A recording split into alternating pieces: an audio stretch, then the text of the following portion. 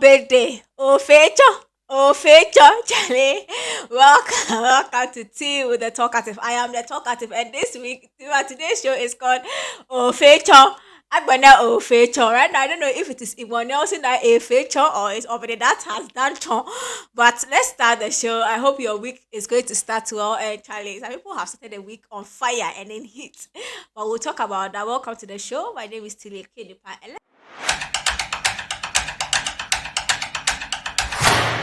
On Father's Day, Yvonne Nelson did her book launch, and the book title is called I Am Not Yvonne Nelson, and what is supposed to bring a certain form of joy and revelations and insight about the name Yvonne Nelson has brought a big blow to somebody that is pertained as the fatherly figure in our entertainment industry, Sarkodie. Now, according to Yvonne Nelson, in 2010, she got involved with Sarkodie, got pregnant, and then had to abort the child.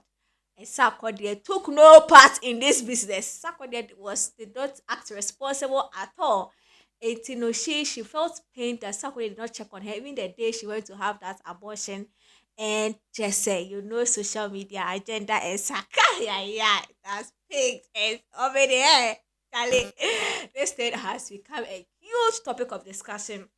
In fact, at first she said a tema-based rapper and all of that, and then finally she gave the name out, Sarkodie. In fact, she even mentioned his book name, Michael Wiswado, probably known as Sarkodie, and she shared her pain, she shared her truth, and the fact that maybe if she knew what she knew now, if she knew then what she knew now, she might not have done the abortion.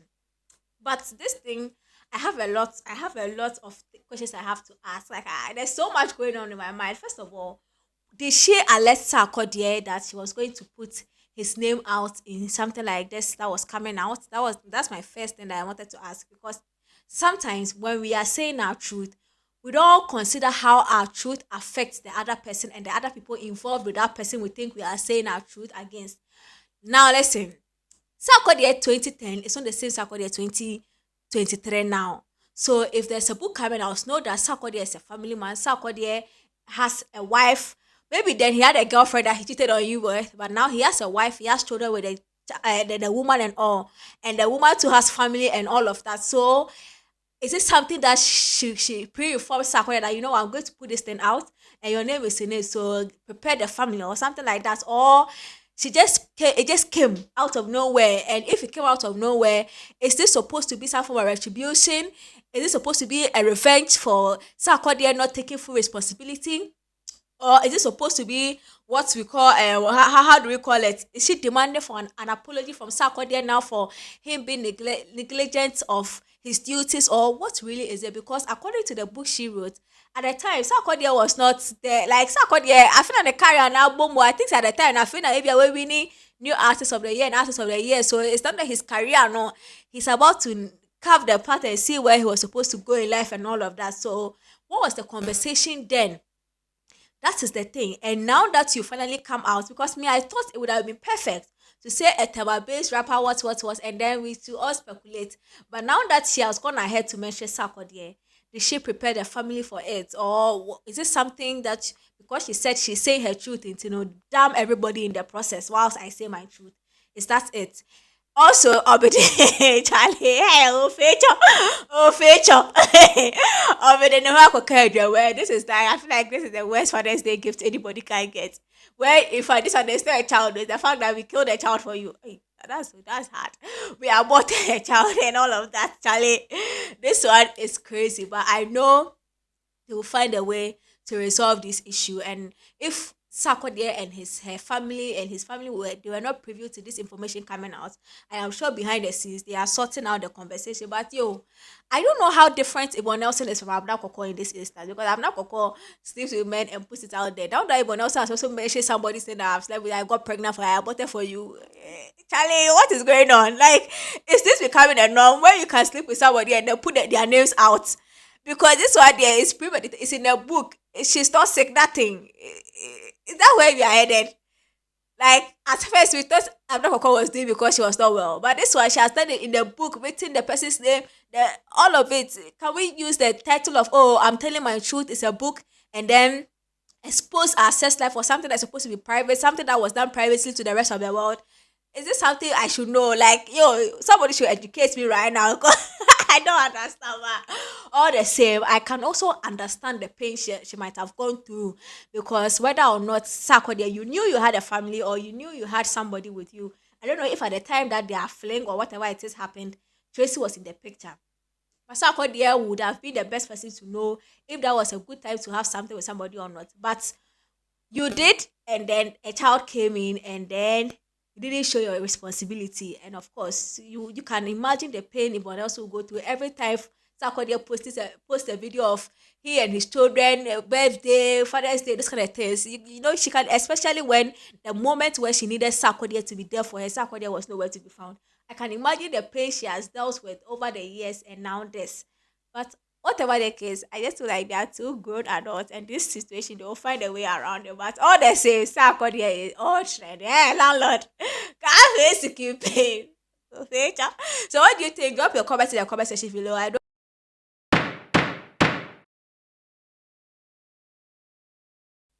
Welcome back. How are you doing? Now you are a new artist and you are trying to network with industry people. Let me give you two tips on how to do that. Number one, the first and the most important tips is when you send a message or when you go into somebody's DM or an industry person's DM, keep in mind that they are busy. Even though they might be online or whatever it is, they are busy. They are online for a purpose. They are not just there doing nothing. So when you go, send a message that embodies everything you want to say. Hi, my name is Celia Nipa. I'm a new artist. I just dropped a song called this. I wanted to reach out to say hello and to say thank you. And I would really appreciate if one time you get a chance to listen to one of my projects. I have attached the link below. Thank you so much and do have a great day. Say bye. Don't go into somebody there say hi and then the person will reply hi. Please, how are you? So replies, please, I'm fine. How about you? They keep going. And my name is Tilly. Okay. Then the person say okay. They'll be like, oh, I am a new artist. Stop. Don't no, don't do that. Don't do that. Go straight to the point. So when they read the message at once and they are interested, they'll reply that the conversation picks up from there. But that hi, hello. In fact, you'll be lucky to get an industry person to have that time and do that back and forth with you. So just go straight to the point and deliver your message and move on. Then the next thing is once you finally get the industry person to give his contact to you or share something with you that you can communicate with them personally, avoid putting them on your broadcast list. Don't do that thing. 1 minute to be now won't send a message. There's this guy on my in fact all the people that do that to me, I've muted them. So all of I don't see them. I don't see them at all. And it's not like they do it once a week like I do to people. Look.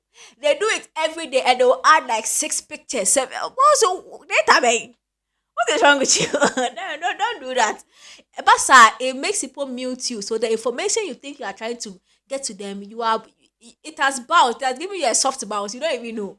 They have muted you and they don't see anything about you. Don't do that. You become annoying when you are constantly bombarding people as part of your broadcast. Don't do that at all. So these two networking tips I think should help any up and coming or new artist who wants to build some good connection with some industry people. Now let's move on to something about Africa that you might not be privy to.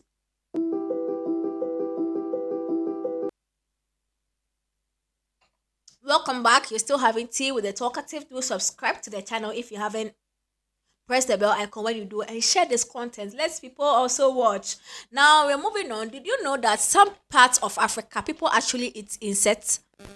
Yes, you heard me right. Insects. Now, these are top three countries in Africa who actually consume insects. Number one is Botswana. Botswana, they actually consume a certain worm called mopane worms. And you know, some mopane worms. So, mopane also mopane worms. So, or moody, like they eat it. And another country that also consumes the mopane worms and flying ants are Zimbabwe. So, Zimbabwe for they actually consume that group of worms and then flying ants. So yeah, they actually consume insects. And guess what? Ghana also consumes insects. There's also a group of people in Ghana that actually consume termites. So just in case you think that it is too far from you, I'm so sorry. There's somebody probably your next door neighbor who actually kill who actually kills them, right? Fries them and eat. So if you know of any African country that actually consumes any form of insect, comment in the comment section below, and I really want to know. As stars are posting, and I have words that are always flowing in my mind when I see them, whatever they are wearing. Let's get into the photo shoot segment. Welcome, as stars are wearing a photo shoot segment. I really love this segment. Let me just give you the warning. I am not a stylist. I am not a fashionist. I know nothing about fashion. But whenever I see somebody wearing something, I have this first word that comes into my mind. So I just decided to express them to you. Maybe it's the same word that comes into mind. Now, Kiki Palmer, she is an American movie star. And she is in this particular picture. And the look, this particular, in fact, this one, it is uncanny. There's no other word that I can use for it except the same word. The same word that came into your mind. She looks like a flower. Like in fact, the picture actually looks like, I think that was the concept of the picture, the entire picture. So yes, she looks like a flower, and everything about the picture is headed towards that direction. Now the next person I have is our own songbird, Jackie. Jackie is looking really good with this hairstyle, holding her hair so high and all of that. I like it, but the only words that comes to my mind is this antelope. Jackie's look, she looks like an antelope, a very sexy antelope though, with that those two horns on her head there. She looks like an antelope, but she looks cute. And then this guy is a Tanzanian. He was featured in the latest edition of Young African and Famous, and Young Famous and African. Yes, he's called Luis. He's a Tanzanian. And when I look at this picture of Luis, I think the only word that comes into my mind is this. Luis looks like vanilla milkshake, like a nice cup of vanilla milkshake, like he's succulent there's something you can drink. He's cute. So what were the words that came into your mind? Comment in the comment section below. I really want to know. If you haven't subscribed to the channel, please do subscribe to the channel. Share the content with your friends, see it, and if there's anything you have to do, do it now.